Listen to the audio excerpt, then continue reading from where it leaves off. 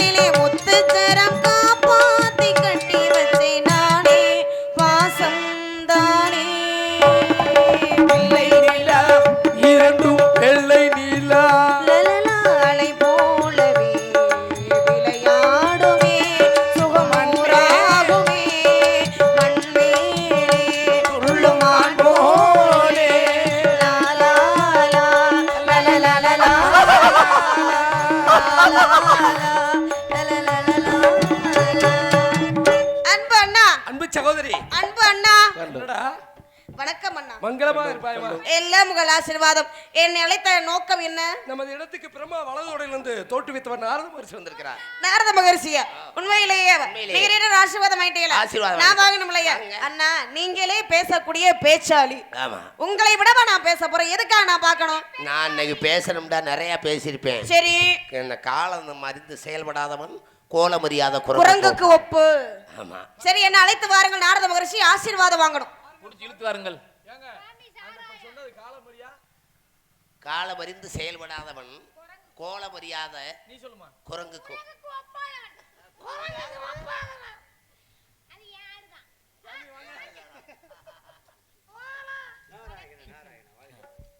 சுவாமி வணக்கம். தமஞானி வருக, நல்லாசை தருக, புவியாவும் போற்றுகின்ற புகழ் ஞானியே வருக. தவஞானி வருக, நல்லாசை தருக, புவியாவும் போற்றுகின்ற புகழ் ஞானியே வருக. தவஞானி வருக.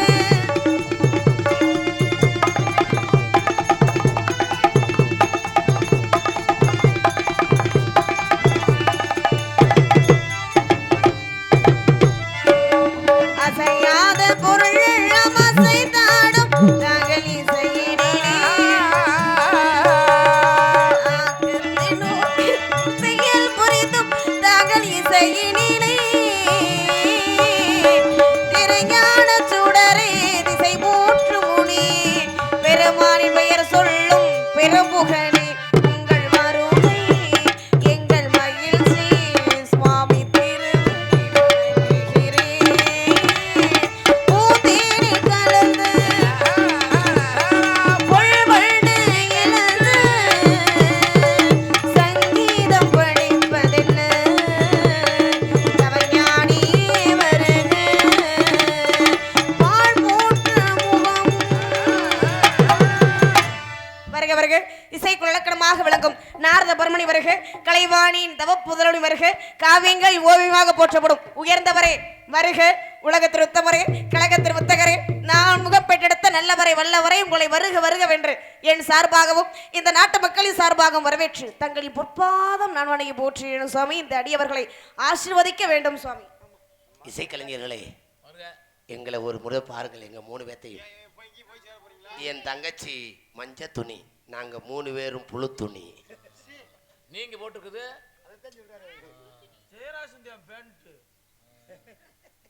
நல்ல ஆசீர்வாதம் கொடுங்க. என்றும் இவ்வளவு நல்லாசிகள் உங்களுக்கு கொண்டு சென்று வாருங்கள், சென்று வாருங்கள். மெய்தான் அரும்பை மிதிர் விதித்து கைதான் தலை வைத்து கண்ணை ததும்பி கருத்தரம் எடுத்த கண்மணியே காவிய பொன்மணியே அருமையான வணக்கம், அழகான வணக்கம், அன்பான வணக்கம், இதமான வணக்கம், இனிமையான வணக்கம். இன்றைய வணக்கம் இந்த இடத்தை அலங்கரிக்கூடிய அளவிற்கு அதி அற்புதமாக இருக்கிறது.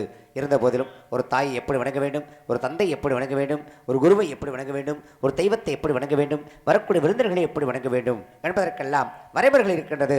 ஏனென்று சொன்னால் ஒரு கரும்பு எடுத்துக்கொண்டமானால் ஒரு ரூபா குடிச்சுங்க, தொண்டை அடப்பாருங்க. எமக்கு அது வராது. ஒரு கரும்பு எடுத்துக்கொண்டமானால் அந்த கரும்பிற்கு 3 விதச்சுமை கொடுத்திருக்கிறான். முதல்கடி கசப்பு, நடுக்கடி இனிப்பு, கடைசிக்கடி உப்பு. முதல்கடி கசப்பு என்று சொன்னால் அந்த கொளுத்து அடைப்பதை கடித்து சாப்பிட்டால் அது கசப்பு தமுடையதாக இருக்கும். நடுவில் உள்ள பகுதியை கடித்து சாப்பிட்டால் அது இனிப்பு சுவடாக இருக்கும். கடைசியில் தூர்ப்பாகத்தை கடித்து சாப்பிட்டால் அது உப்பு சுவடாக இருக்கும். இப்படி ஒரு கரும்பிற்கு 3 விதச்சுவை கொடுத்திருக்கும் பொழுது என்னை வணங்கி வரவேற்றிருக்கின்றாய். என்னை வணங்கி வரவேற்ற உன்னை வாழ்த்துவதன் கடமை அல்லவா?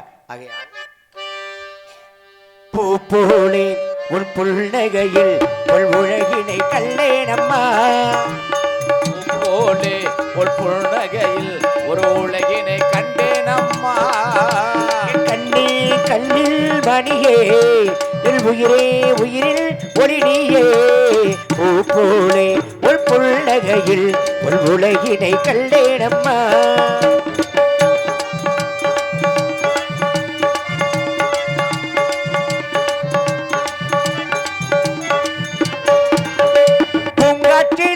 சிறு பூங்கொடி போல் நீ நடப்பது நாட்டியமே. பூங்காட்டிலே சிறு பூங்கொடி போல் நீ நடப்பது நாட்டியமே. பூங்கிலே வரும் சங்கீதம் போல் நீ சிரிப்பது காவியமே. அன்புக்கு 100 ஆசைக்கு 100 முத்துக்கள் கோர்த்து நான் காணுவேன். பாமகளே உன்னை வாழ்த்துகிறேன், இது எல்லாரும் நீ வாழணும். பூப்போலே உள் புன்னகையில் ஒரு ஒளியினை கண்டேனம்மா.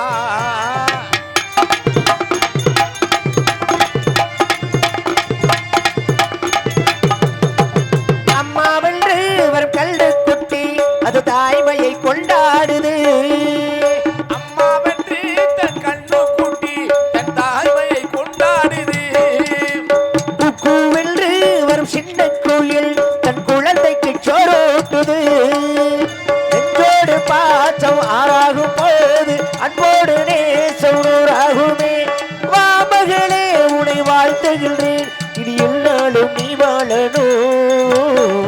போலே உள் புன்னகையில் உள் உலகினை கண்டேனம்மா. வெள்ளை களை கொடுத்து வெள்ளைப்படி கொண்டு வெள்ளை தாமரைகள் விட்டிருப்பாள்.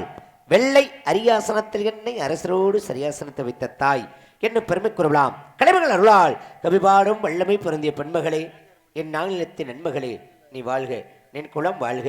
குமரக்கடவுள் திருவருளால் நீ சிறப்புடன் வாழ்க மகளே. அம்மா உம்மிடம் விவரங்கள் கிட்ட திந்து விடாமல் இருக்கிறேன், கேட்கலாமா? தாராளமாக கேளுங்கள்.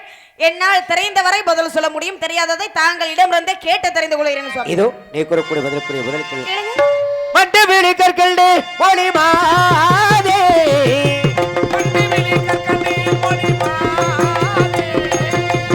மட்டு வீடு கற்கண்டு ஒளி மாதே வாழ்ந்திருக்கும் நாடது சொல்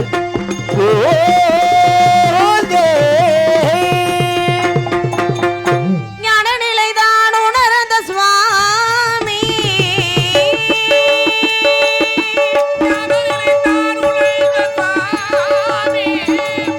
ஞான நிலைதான் உணர்ந்த சுவாமி, ஞான நிலைதான் உணர்ந்த சுவாமி, சுவாமி சுவாமி ஞான நிலைதான் உணர்ந்த சுவாமி, சுவாமி சுவாமி ஞான நிலை தான் உணர்ந்த சுவாமி, நாடுமலை நாடு என்பார் சுவாமி.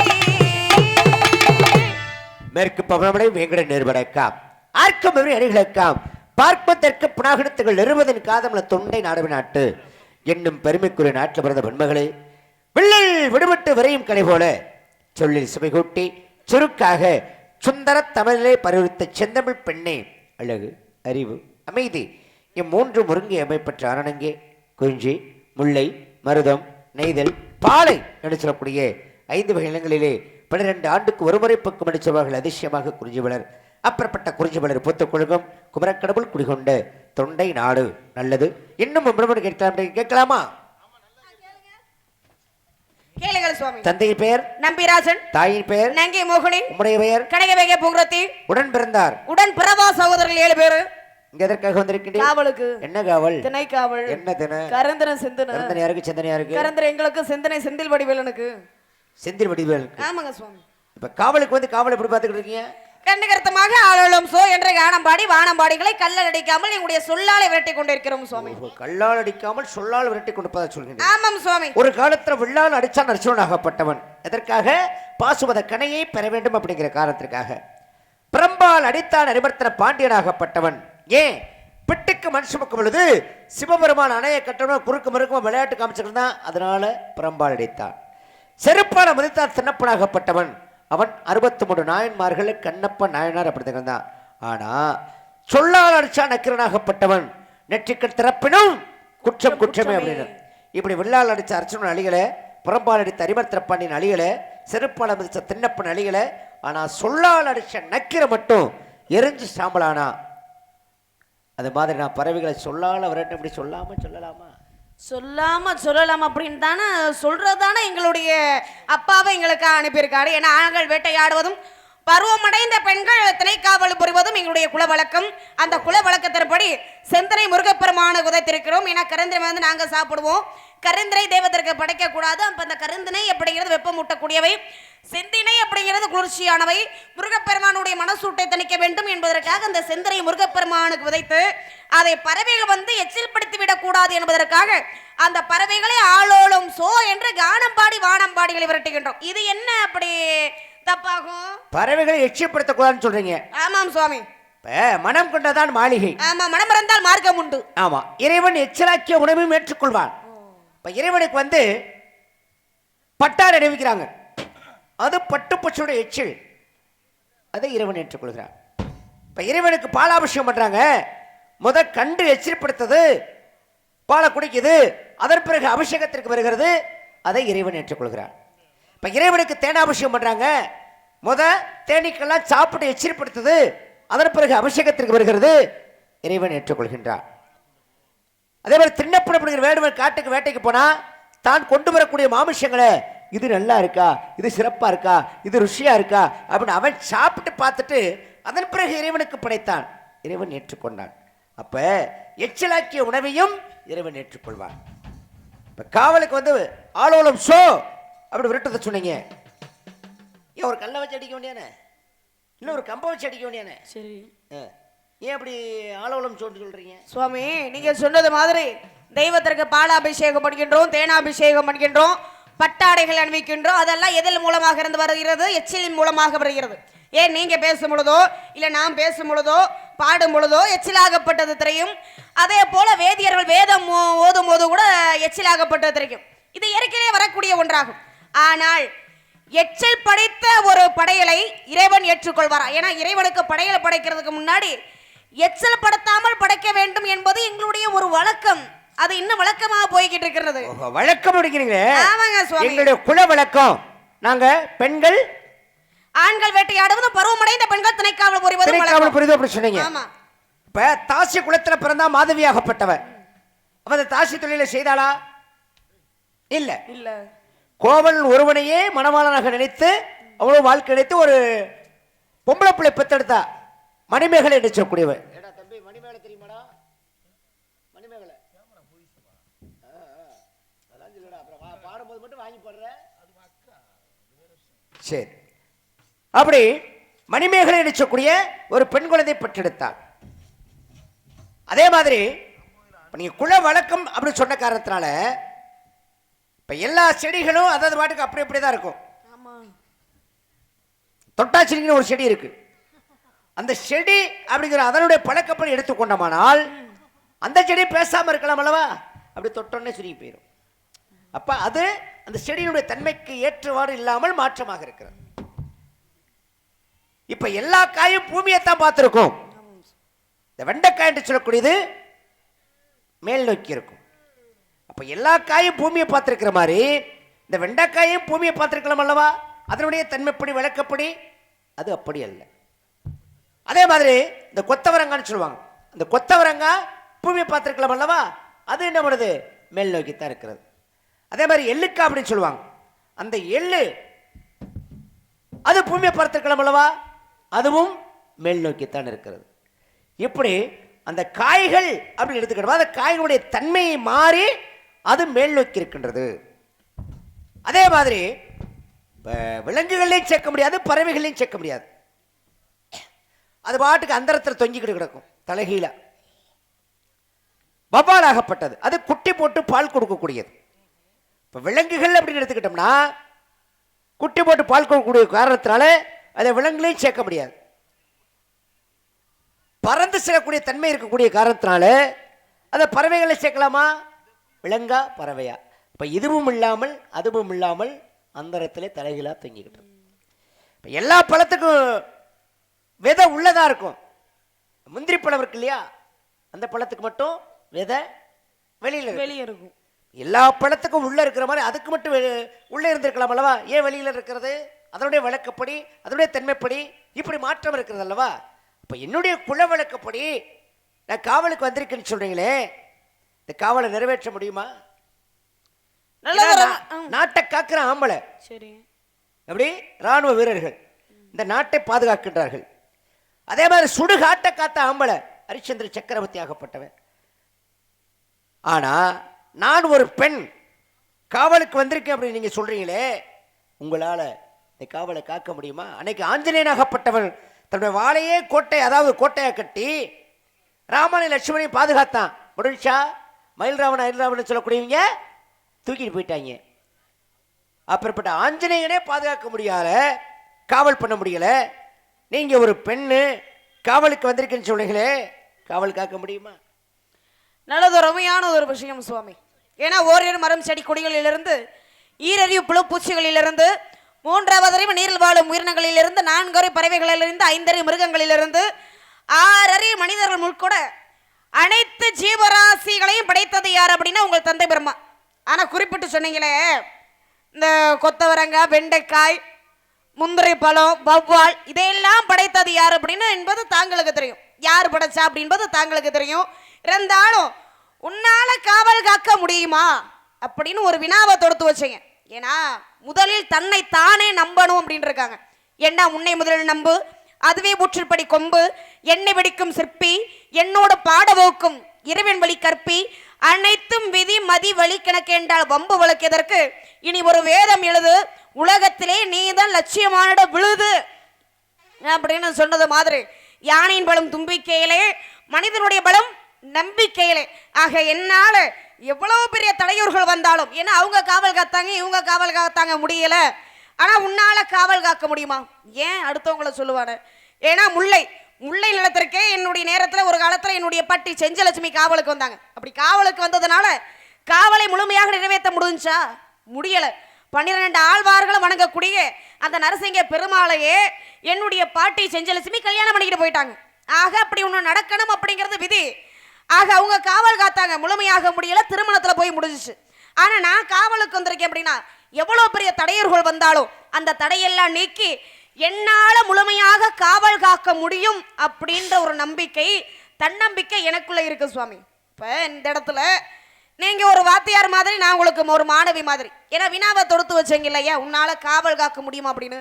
ஏன்னா சமாளிக்க தெரியாதவள் சபைக்கு வரக்கூடாது அப்படின்னு சொல்லுவாங்க. இதை ஏன் சொல்ல வரேன், இப்ப சிவதனுசு அப்படிங்கிற உள்ளோடு பிறந்தவள் யாரு?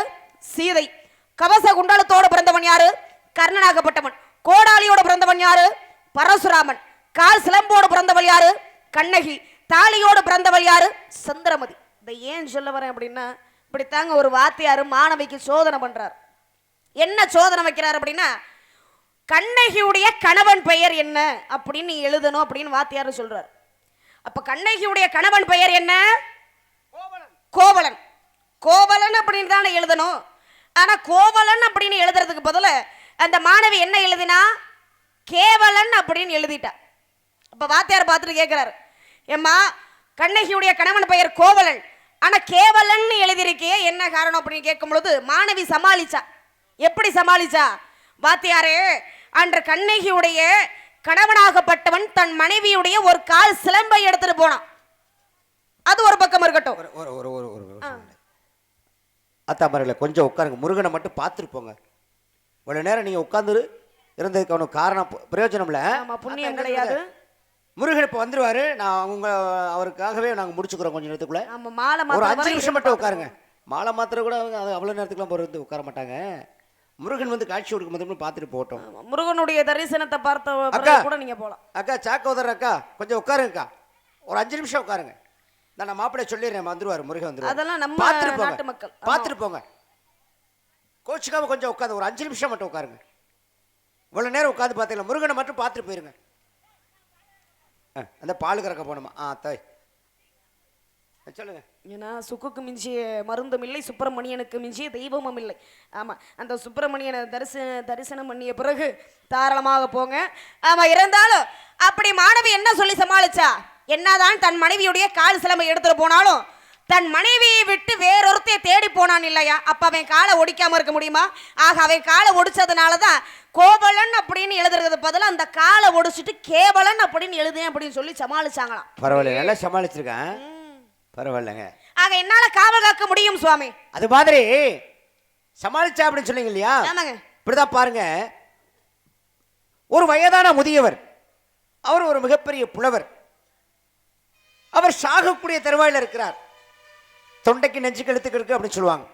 அந்த தருணத்துல ஏன்னா கடைசி அந்த ஆசையை நிறைவேற்றணும். அவருக்கு ஒரு ஆசை என்ன அப்படின்னா, தன்னுடைய மகளை வெளியூர்ல திருமணம் முடிச்சு கொடுத்துருக்கிறார். அந்த பெண்ணு கடைசியா வந்து பால் ஊத்துட்டாங்க அப்படின்னா அவருடைய ஜீவன் நல்லபடியா போய் சேர்ந்துடும். அப்ப அவருக்கு என்ன தகவல் சொன்னாங்க அப்படின்னா, அந்த பிள்ளைக்கு, பெண் பிள்ளைக்கு தகவல் சொன்னாங்க, அந்த பிள்ளையும் வந்தால் நம்முடைய தகப்பனுடைய உயிர் நல்லபடியாக போய் சேரட்டும் அப்படிங்கிற காரணத்திற்காக ஒரு துணி இருந்துச்சு, அந்த துணியை எடுத்து பாலை நினைச்சு தகப்பனுக்கு பால் ஊத்துறா. பால் ஊத்துனவு சும்மா தானே இருக்கணும். அவன் என்ன பண்ணா, அப்பா பால் கசக்குதான்னா. எங்கேயாவது பால் கசக்குமா அக்கா? கட்ட மாட்டச்சல அக்கா, பால் கசக்குமா அக்கா? இப்போ என்ன பண்ணியிருக்கணும், பாலை ஊற்றி பேசாமல் போக முடியானே, பால் கசக்குதாப்பா அப்படின்னா. அவர் சாகக்கூடிய வேலை தொண்டைக்கு நெஞ்சு கழுத்துக்கிட்டு இருக்கு. அவர் ஒரு புலவர். அந்த தருணத்தில் அவர் என்ன சொன்னார், அம்மா பாலும் கசக்கலை பால் ஆடையும் கசக்கலைனார். பால் ஆடை என்றால் அந்த பாலில் ஆடை இருக்குமே அதுவா? அது இல்லை. துணிக்கு பேர் இன்னொரு வகையில் என்ன சொல்லுவாங்க, ஆடை என்று சொல்வார்கள். அப்போ அந்த அம்மா வந்தாங்க, தன்னுடைய தந்தையுடைய உயிர் நல்லபடியாக போகட்டும் அப்படிங்கிற ஒரு அவசரத்தில் என்ன பண்ணிட்டாங்க, அங்கே ஒரு துணி கிடந்துச்சு. பழமொழி என்ன சொல்லுவோம், கந்தையானாலும் கசக்கி கட்டு, கூழானாலும் குளித்து குடி அப்படின்வாங்க. அங்கே ஒரு கந்த துணி கிடந்துச்சு. வந்த அவசரத்தில் சரி நம்ம அப்பா உயிர் நல்லபடியாக போகட்டும் அப்படின்னு சொல்லி பெத்த மகன் என்ன பண்ணா, எடுத்தா அந்த துணியை பாலில் நினச்சி அந்த தகப்பனுக்கு ஊத்துனா. இதை உன்னிப்பாக கவனித்துக் கொண்டிருந்த அந்த தந்தை அப்படின்னு சொன்னா, பாலும் கசக்கலை பால் ஆடையும் கசக்கலைனா.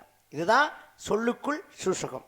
இப்பதான் பாருங்க, ஒரு இளைஞன் வந்துகிட்டு இருக்கான், நாட்டுடைய மிகப்பெரிய இளவரசி, அந்த இளவரசி அங்கிருந்து வந்துகிட்டு இருக்கா. அந்த இளைஞனுங்கிறது ஒரு சாதாரண ஏழை இளைஞன் போய்கிட்டு இருக்கான். போனவன் என்ன பண்ணா, அந்த இளவரசியை பார்த்து தங்கச்சி வந்தியான்னா, அக்கா நல்லா கவனிச்சுக்கா, தங்கச்சி வந்தியான்னா அந்த இளவரசிக்கு கோபம் வந்துருச்சு. என்ன எப்படி தங்கச்சி நீ முறை கொண்டாடுற? நீயோ சாதாரண ஏழை, நான் மன்னன் மகள், என்னை பார்த்து எப்படி நீ தங்கச்சி என்று முறை கொண்டாடின அப்படின்னு அவன் கூட சண்டைக்கு போனான். சண்டைக்கு போனவன் சும்மா விடலை, மன்னனுடைய அவையிலையும் போய் சொல்ல ஆரம்பிச்சிட்டான். என்னை பார்த்து ஒரு இளைஞன் தங்கச்சி என்று முறை கொண்டாடுகிறான் அப்படின்னு. அப்போ மன்னன் பார்த்தார், காவல்காரங்களாம் கூப்பிட்டார். யார் அந்த இளைஞன்? காவலர்களே, அவரை கட்டி இழுத்து வாருங்கள் அப்படி சொல்லி அந்த இளைஞனை கட்டி கொண்டு வந்து மன்னனுடைய அவையில் நிப்பாட்டிட்டாங்க. ஏப்பா, உன் மேலே இளவரசி விளக்கு தொடுத்திருக்கின்றாள், நீ தங்கச்சி என்று முறை கொண்டாடி இருக்கிறாய், சொன்னையா? ஆமா சொன்னேன். அப்போ உனக்கு தண்டனை அப்படின்னு மன்னராகப்பட்ட சொல்றார். அப்போ தான் அவன் சொன்னான், மன்னா, நான் தங்கச்சி என்று முறை கொண்டாடவில்லை, தலையில் சூடி இருப்பது தங்க சிவந்தியா. பாருங்க, மன்னனுடைய மகள், அவ தங்கத்திலையும் போடலாம், வைரத்திலையும் போடலாம், வைடூரத்திலும் போடலாம், எது வேண்டாலும் போடலாம். அப்ப தலையில் சூடி இருக்கிற பூ தங்க சிவந்தியா அப்படிதான் நான் கேட்டேன், தங்கச்சி என்ற முறை கொண்டாடல அப்படின்னு அவன் சொன்னானா. அது மாதிரி இப்படி சொல்லுக்குள் சூசகமான கருத்துக்களை சொல்லிக்கிட்டே போய்கிட்டே இருக்கலாமுங்க. சரிங்க சுவாமி. இருந்தாலும் தாங்கள் நடந்தக்கூடிய பருவம் பேதை, பதுமை, மங்கை, மடந்தை, அறிவே, தெளிவே, பேரிளம்பன் என்று சொல்லக்கூடிய 7 வகை பருவத்தில் நான் அடைந்துள்ள பருவம் மங்கை பருவம். ஆஹா, அழகுள்ள பருவம். சரிங்களா சுவாமி. இருந்தாலும் ஆபத்து. என்ன ஆபத்து? பட்டம் தவறா? நட்டம்தான். நட்டமா நஷ்டமா? நஷ்டம். நட்டம். நீங்க என்ன ஒண்ணு சொன்னோம்னா அப்படியே புடிச்சுக்கிடுவீங்களா நீங்க? நஷ்டம் தான் சுவாமி. உங்களுக்கு இஷ்டம் இருக்கா? இஷ்டம் இருக்கு, அது கஷ்டம் இல்லாம போனா நல்லதுதான். கஷ்டம் இல்லாம போகணும்ன்றக்காக தான் நான் வந்திருக்கேன். அப்படியா? அப்ப இஷ்டம் இருக்குன்றீங்க. என்ன இஷ்டம்? நீங்க சொல்றது வந்து சூச்சகமா இருக்கே. அப்படித்தாங்க இருக்கேன். என்ன அப்படித்தாங்க இருக்கும்? இஷ்டம் கஷ்டம் அப்படின்றீங்க. நீங்க சொல்வது என்ன உனக்கு இன்னும் புரியல. சொல்றேன், ஏன்னா உங்களுடைய பருவத்துக்கு உருவத்துக்கு தகுந்த மாதிரி உனக்கு புருஷன், எனக்கு புருஷன். நான் தான். நீங்க எனக்கு புருஷனா? நான் உனக்கு புருஷன். முருகா, சிவசிவா, பெருமாளே. அவரே தாமா. என்னது முருகான்னு சொன்னீங்க? எதுக்கு கை தட்டுறீங்க நீங்க? அவர் புருஷன்னு சொன்னதுக்கா இல்ல?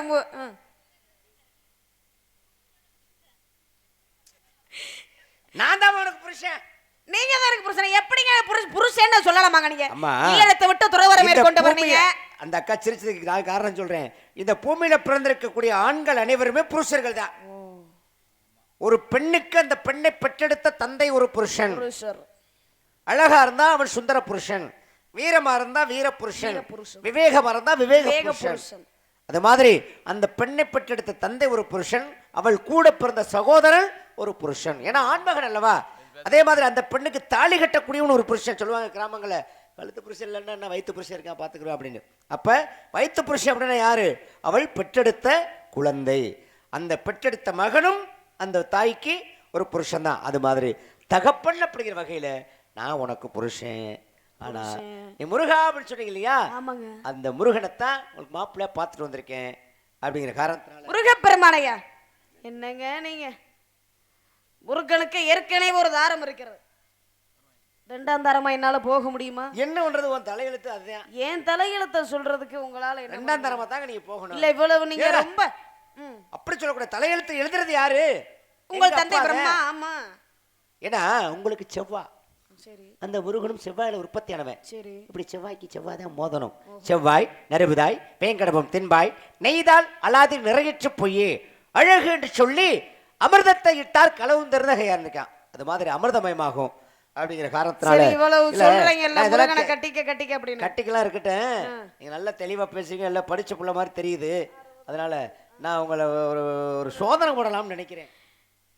சோதனை பண்ண போறீங்களா? என்ன சோதனை பண்ண போறீங்க நீங்க? சில ஒரு கேள்வி கேட்கலாம்னு நினைக்கிறேன். எங்க தாய்மாரோட உத்தரவோட கேட்கலாமான்னு பாக்குறேன்.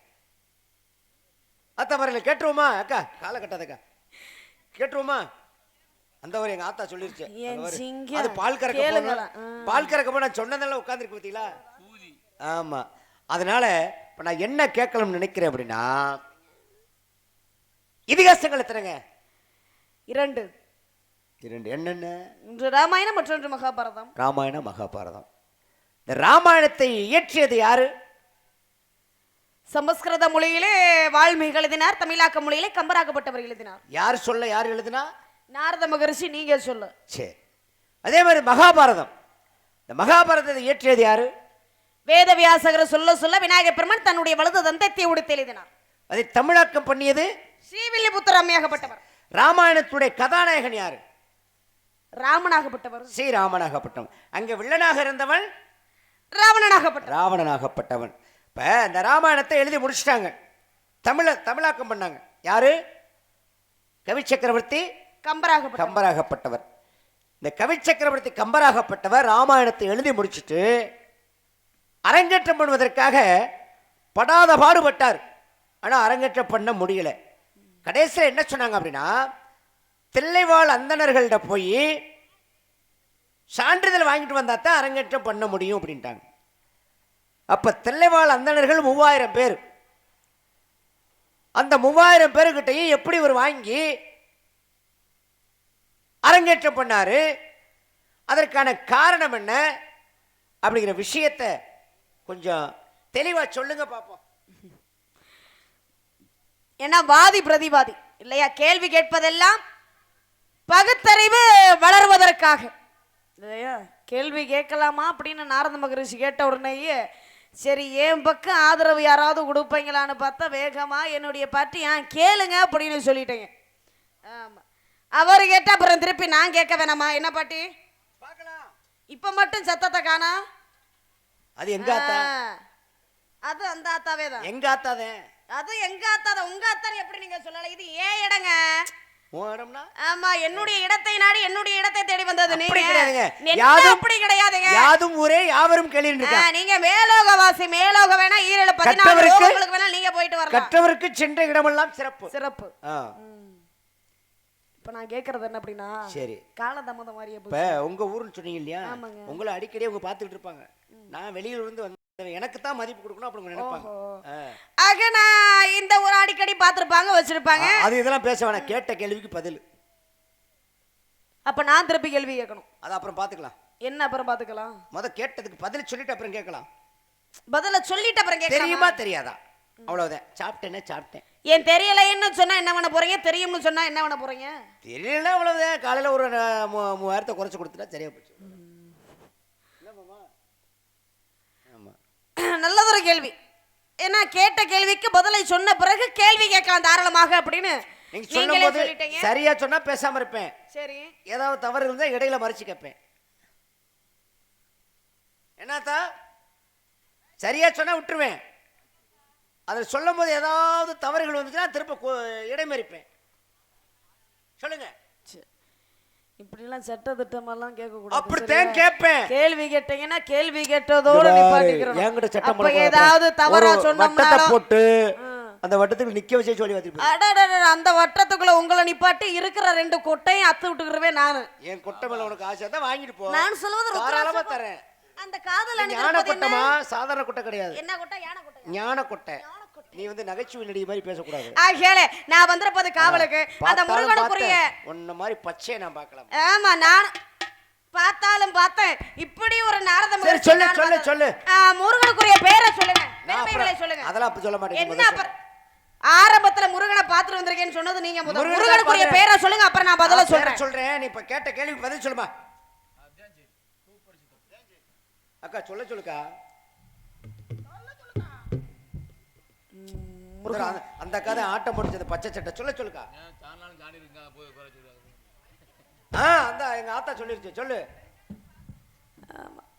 நாங்க போக மாட்டோம். பால்கரை காட்டி பரவாயில்ல. என்னத்தா சொல்லுத்தா. கம்பராகப்பட்டவர் 3 கவிகள் பாடி பாம்பு கடித்து இறந்து போன ஒரு குழந்தை உயிர் பிழைக்க வைத்தார். உயிர் பிழைக்க வைத்தது பிறகு 3000 தில்லை அந்தணர்களிடம் கையெழுத்து வாங்கினார். அப்படி வாங்கிய பிறகு ராமாயணத்தை அரங்கேற்றம் செய்தார். அந்த கவி என்ன கவி? கவிஸ்ரீ ஒளிபெருக்கி. அது கவிஸ்ரீ ஒளிபெருக்கி. அந்த பாம்பு கடித்து இறந்த அந்த குழந்தை காப்பாற்றினார் கம்பர் அப்படின்னு சொன்னீங்க. ஏன்னா ஒரு நல்ல விஷயத்துக்கு வராட்டியும் கெட்ட விஷயத்துக்கு எல்லாரும் வந்து சேர்ந்துருவாங்க. கலந்து கொள்ளணும். அப்ப அந்த குழந்தை பாம்பு கடிச்சு சொன்ன மாதிரி பாம்பு கடிச்சு இறந்துட்டான். 3000 அந்தணர்கள் அங்கு ஒன்று கூடினார்கள். அவர்கள் ஒன்று கூடிய போது இந்த குழந்தையை நான் காப்பாத்துறேன் அப்படின்னு நீங்க சொன்ன மாதிரி அவர் கம்பர் சொன்னார். அப்ப 3 கவி பாடினார். அந்த கவி என்ன தெரிஞ்சா சொல்லு, இல்லாட்டி அந்த ஆத்தாளுக்கு பின்னால போய் நில்லு. முருகா சரி இருக்கட்டும், பின்னாடி வரும் உங்களுக்கு புரட்டாசி. ஆகியாலே 3 கவிகள் பாடி உயிர் பிழைக்க வைத்தார். அது என்ன கவி அப்படின்னா, முதல் கவி ஆலியான் பள்ளியில் எவன் கடைந்த வாலிவரையின் மடித்தாம்பே ஊழியான் பூனே புறம் எரித்த பொற்சிலையில் பூட்டுகின்ற நானே அகல நட அப்படின்னு முதல் கவி பாடுறாரு. பாறை சுமர்த்து படரவே பங்கேற்கன் வீரன் கிடந்திறங்க மெல்லனையே செஞ்சுடையான் பூணும் ஆபரணமே நன்சுடையான் தூர நட அப்படின்னு இரண்டாவது கவி பாடுறாரு. மங்கர் மார்பில் அணியாரமே பொங்கும் கழுக்கணிந்த பொற்கையரே திங்களை சிறிய தெய்வதொருகோலே ஏறிய பாம்பே இறங்கு என்ற இந்த 3 கவிகளை பாடித்தான் பாம்பு கடித்து இறந்து போன ஒரு குழந்தையை உயிர் பிழைக்க வைத்தார் கவி சக்கரவர்த்தி கம்பராகப்பட்டவர். அப்ப ஏறிய பாம்பை இறங்குன்னு சொன்ன அந்த விஷயம் இறங்கிருச்சு. ஆமாம் சுவாமி. ராமாயணத்தை வந்து அரங்கேற்றம் பண்ணார். நல்ல விஷயம். ஆத்தா ஒரு பாராட்டு கொடுங்க. நல்ல விஷயம் சொல்லியிருக்காங்க இல்லையா, ஒரு பாராட்டு கொடுங்க. நன்றி சொல்லிருங்க. நன்றி. சரிங்க. மாப்பிள்ளை பேரை சொல்லிடுவா. மாப்பிள்ளை பேரை சரி விடுங்க, எதை கெஞ்சி கேட்குறீங்க சொல்லுங்க. மாப்பிள்ளை பேரை சொல்லுங்க. இங்கே சிறப்பு விருந்தினர் வந்திருக்கும் அன்பு மாப்பிள்ளை பப்புனாக எடுத்துக் கொண்டிருக்கும் என் சேனம் ராக்கெட் அவர்களுக்கு பாராட்டுகளை தெரிவித்துக் கொள்கிறேன். உனக்கு இருக்க முடியல இங்க முணுமுணுன்னு புருஷங்களை பார்க்காம. நான் பார்த்த மாப்பிள்ளை தான் யாரம்மா, இது நான் நிலமே போற்றும் தெய்வம் தானம்மா.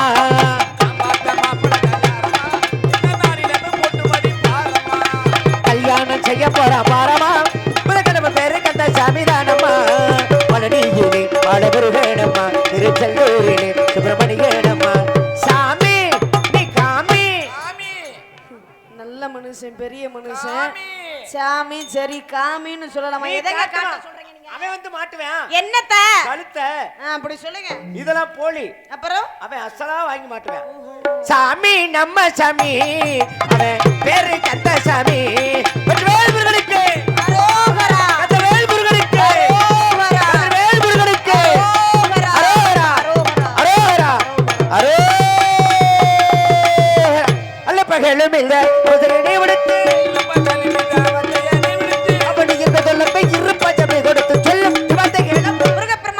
பார்த்திருந்த உங்களுக்கு அடியில ஒரு சிறப்பானது ஒரு பட்டம் கொடுக்கலாம்னு நினைக்கிறேன். என்ன பட்டம் தெரியுமா? குட்டி கொடுப்பது அதனுக்கோ திறத்தன் முறையும் ஓட்டி கொடுப்பது திறத்தன் முறையும் ஓட்டமா சொல்ல வந்து ரொம்ப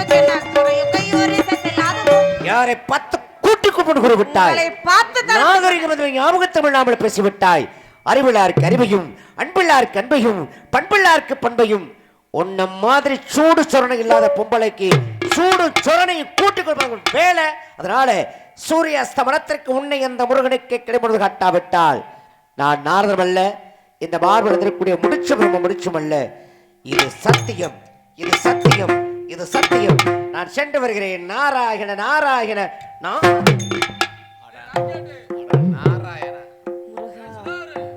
குமரா கந்தா கடம்பா கதிர்வேலா ஞான பண்டிதம் சீக்கிரம் வாருங்களப்ப உங்களுக்காக தான் எதிர்பார்த்து கொண்டிருக்கிறேன்.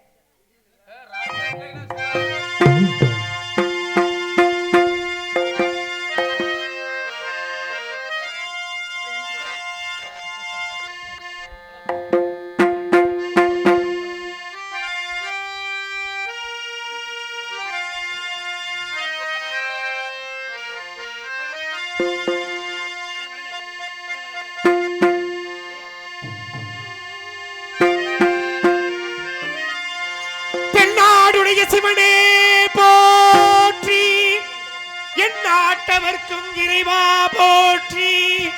அருள் பெரும் ஜோதி தனி பெரும் கருணை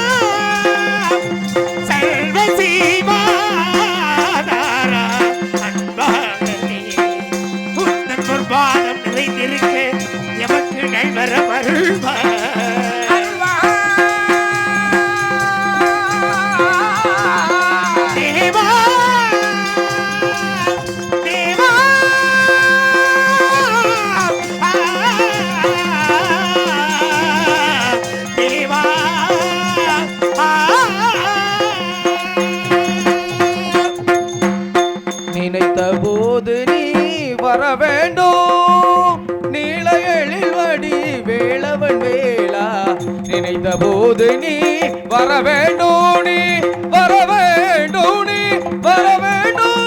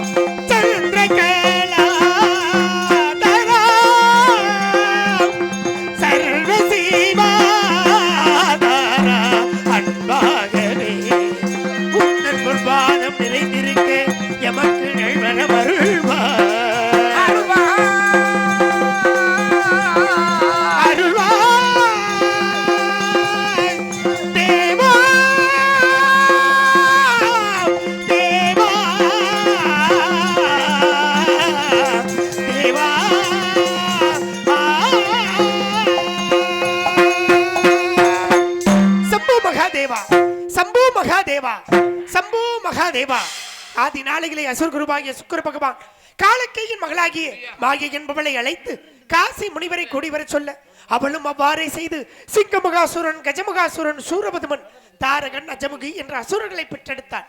அவர்களுள் சூரபதுமனோ சிவபெருமானின் அரிய பெரிய வரங்களை பெற்று தேவர்களை இம்சைக்குள் உள்ளாக்கினார். இதை தாங்காத தேவர்கள் என் தந்தையாகிய சிவபெருமானிடம் சென்று முறையிட என் தந்தை சிவபெருமான் வரமளித்த நானே அவர்களை அழிப்பது நல்ல முறை அல்ல என்று சொல்ல அப்படியானால் தங்களின் என்பால் நிகர்க்க ஒரு குமரனை தந்தரல வேண்டும் என்று சொல்ல என் தந்தையின் நெற்றிக்கல்லிலிருந்து 6 தீ பிளம்புகளாக வெளிவந்து அனுபவம் உருவமாகி அநாதையாய் பலவாய் ஒன்றாய் பிரம்மமாய் நின்ற ஜோதி பிளம்பதொரு மேனியாக கருணைக்குள் முகங்களாரும் கரங்கள் 12 கொண்டு ஒரு திரு முருகன் அங்கே உலகம் முதித்தனன் என்ற வார்த்தை கிணங்க அடியன் அவதரித்தேன். 6 கார்த்திகை பெண்களால் பாலூட்டி வளர்க்கப்பட்டதால் கார்த்திகேயன் என்றும் தேவர்களின் துயர் தீர்க்க அவதரித்ததால் தேவ சேனாதிபதி என்றும் பெயர் பெற்று சூரபதுமனை இருகுறாக பிளந்து ஒருபுறம் மயில் வாகனமாகவும் மற்றொரு புறம் சேவல் கொடியாகவும் ஏற்று இந்த கலிகாசனத்திலே வீற்றிருக்கிறேன். அப்படி இருக்க வீடாகன பிரியர் இசைமாமணிவரின் இனிய கானம் ஒன்று கேட்கின்றதே யானை வரும் பின்னே மணி ஓசை வரும் முன்னே என்பதற்கு நிகராக இந்த கானங்கள் என் செவிகளுக்கு எட்டிய வண்ணம் இருக்கின்றன. காத்திருப்போம் அவருக்காக.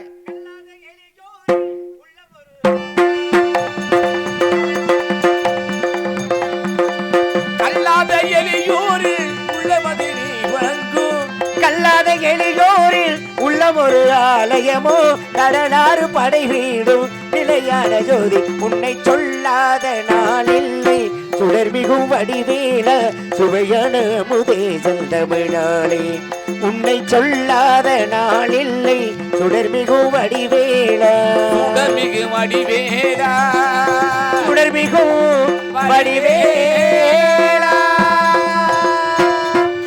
முருகா வணக்கம். நான் முகன் மைந்தரே நற்றமிழ் புலவரே 3 லோகங்களும் சென்று அபிபாடு வல்லமை மிக்க வீணாகன பிரியரை தங்களையும் வணங்கி வருக வருக வருக என்று தங்களையும் இசையின் வரிகளால் வரவேற்க வேண்டும் என்ற எண்ணங்கள் எனக்கு எழுந்ததனால் தங்களுக்கு முதலில் வரவேற்பளித்து அதன் பிறகு தாங்கள் வந்த நோக்கத்தை நமோ நமக தவ நாரதரே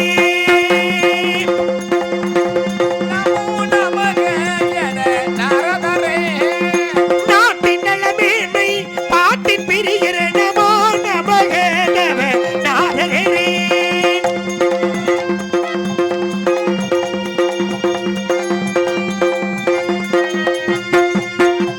உமாபதியும் திருமாலயனும்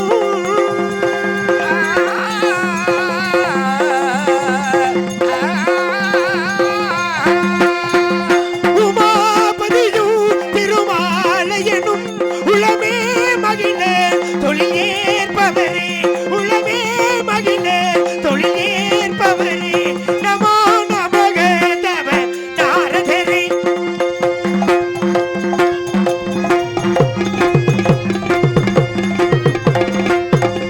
சதா அருகில் துதியாள் மகிழும்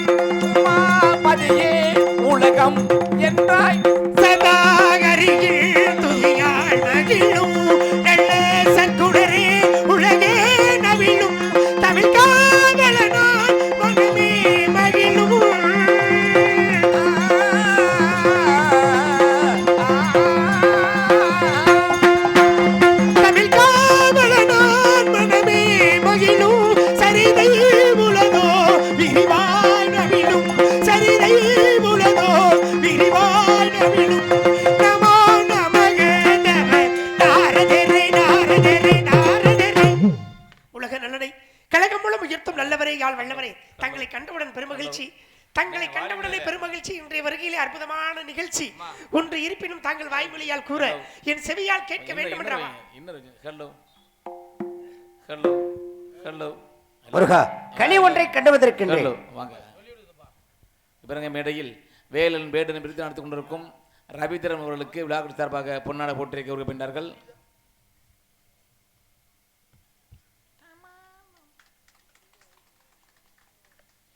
பொன்னாடை போர்த்திக்க விரும்பித்த ஊர் பொதுமக்களுக்கும் பெரியோர்களுக்கும் சான்றோர்களுக்கும் இளைஞர்களுக்கும் மாணவ செல்வங்களுக்கும் சகோதர சகோதரிகளுக்கும் எமது சார்பாகவும் எங்களது கலை குடும்பத்தின் சார்பாகவும் இந்த நாடகத்தை சிறப்பான முறையில் அமைத்து கொடுத்த அன்பு அண்ணன் சுதாகரன் அவர்களுக்கும் நன்றி நன்றி கிடந்த வணக்கம்.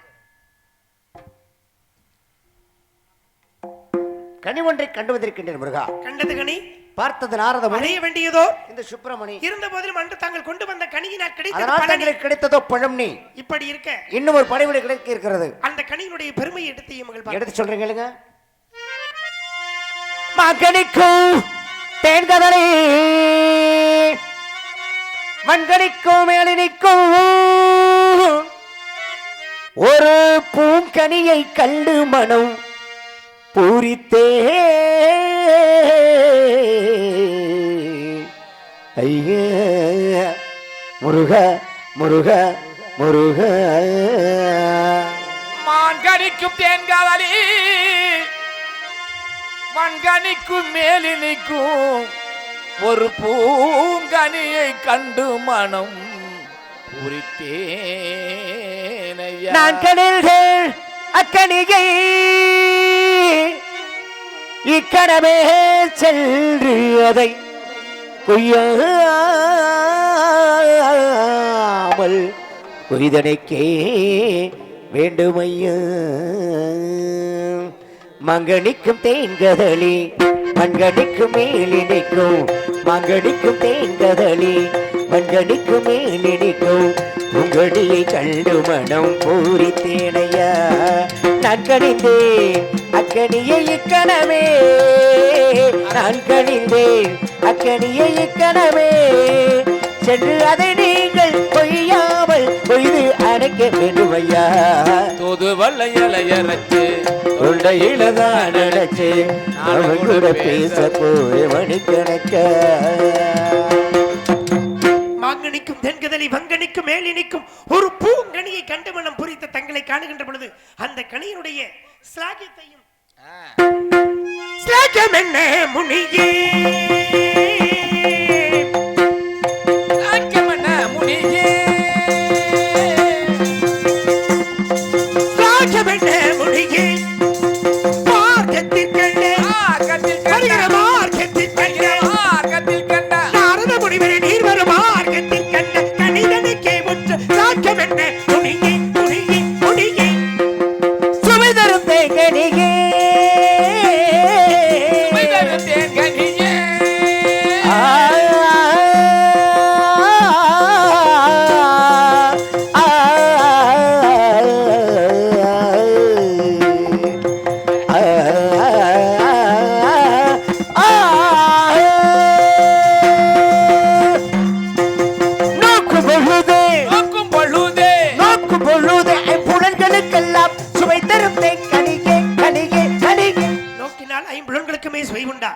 கண் மூக்கு செவி என்று சொல்லக்கூடிய ஐம்பதுகளுக்கும் செய்வதற்குரியது. பொது கண்ணால் பார்க்கலாம், காதால் கேட்கலாம், நாசியால் நுகரலாம், நாவினால் சுவைக்கலாம், உள்ளத்தால் அனுபவிக்கலாம். இப்படி ஐந்திற்கும் தருகின்ற பொழுது பச்சைகள் கண்டால் நேரம் அதை பற்றி பச்சைகள் கண்டால் நேரம் அதை பற்றி பச்சைகள் கண்டால்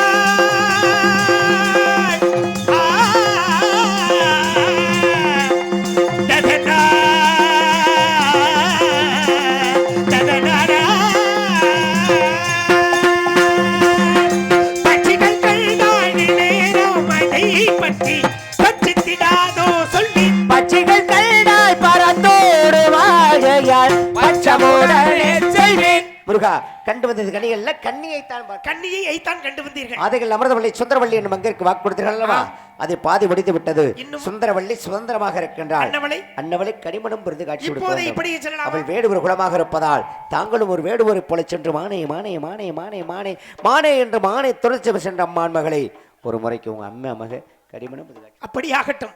திருமணத்திற்கு வரும்பொழுது எமக்கு பூமாலையோடு பமாலை பாடி வருவேன். அப்படி வரும் தங்களுக்கு உலகமே சூடும் புகழ் மாலை. அப்படியே ஆகட்டும். சரணம்பவா என்று சொல்லக்கூடிய 6 எழுத்து மந்திரத்தை உயிர்த்தால் உடனே வந்து நிற்கிறேன். சென்று வருகிறோம். நன்றி முருகா.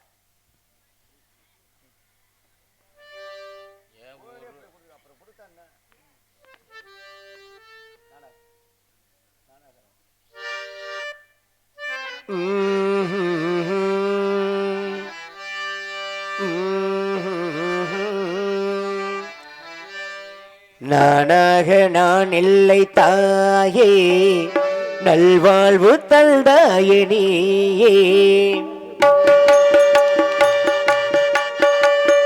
நானாக நான் இல்லை தாயே, நல்வாழ்வு தந்தாயே நீயே. பாசம் ஒரு நேசம், பாசம் ஒரு நேசம், கல்லார கல்லான் உன் சே. நானாக நான் இல்லை தாயே, நல்வாழ்வு தந்தாயே நீயே.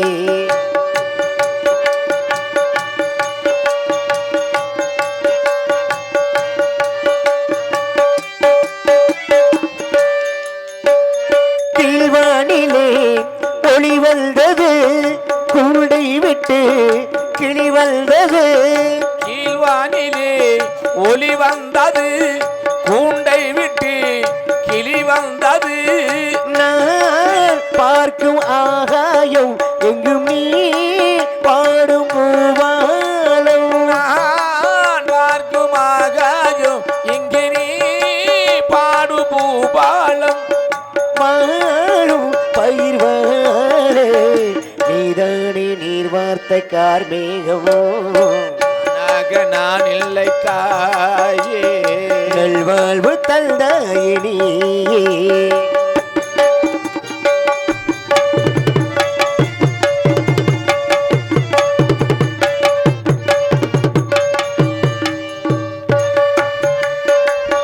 மணிமாளிகை மாடல்களும் மலர் தூவியே மஞ்சள்களும்.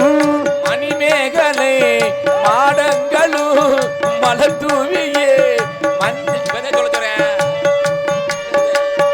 தாய் வீடு போலில்லை, அங்கு தாளாட்டாளில்லை. தாய் வீடு போலில்லை, என்னை தாளாட்டாளில்லை. கோயில் தொழும் தெய்வம் நீ இன்றி நான் காண வேறில்லை. நானாக நான் இல்லை தாயே, நல்வாழ்வு தந்தாயே நீயே. பாசம் ஒரு நேசம், பாசம் ஒரு நேசம், கல்லார கல்லால் உன் சே. நானாக நான் இல்லை தாயே, நல்வாழ்வு தந்தாயே நீயே. இதுவரை கைதட்டி உள்ளதற்கு